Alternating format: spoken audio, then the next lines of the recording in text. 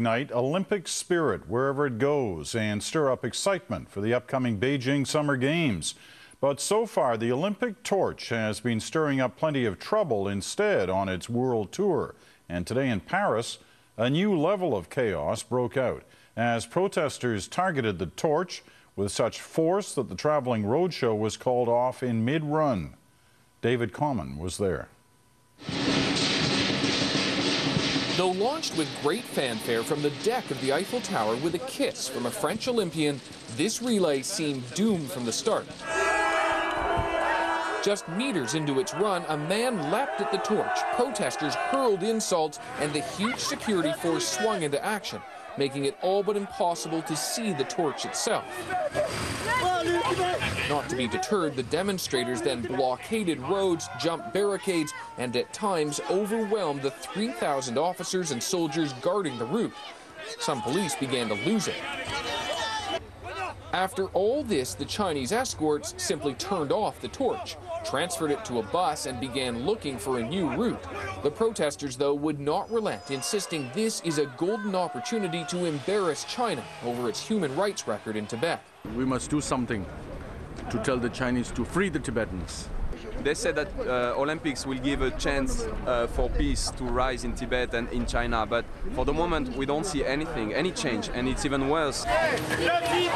French police made dozens of arrests in a security operation that was supposed to avoid a repeat of what happened yesterday.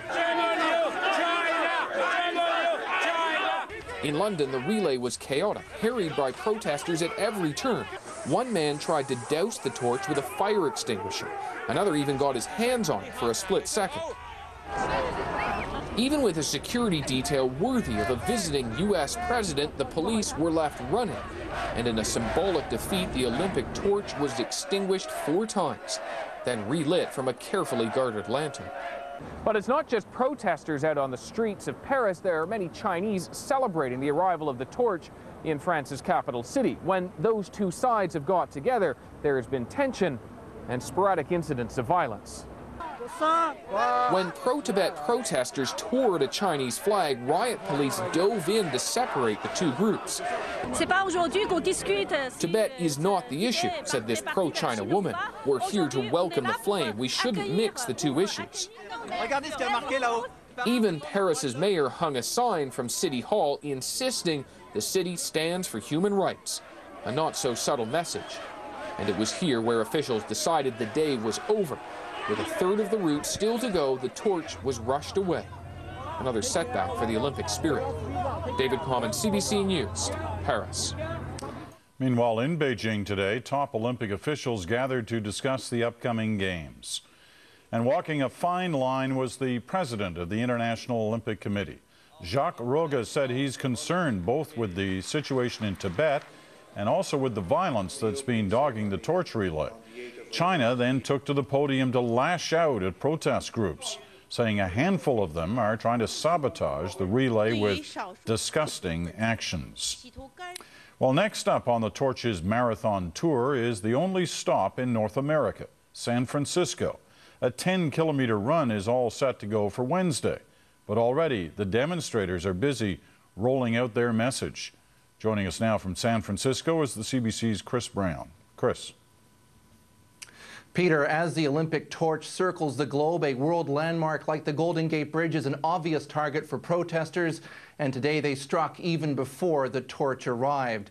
3 members of the group Students for a Free Tibet climbed up the cables and wore hard hats. They draped 2 banners saying, "One world, one dream, free Tibet." They climbed down on their own after a couple of hours and were arrested by the police.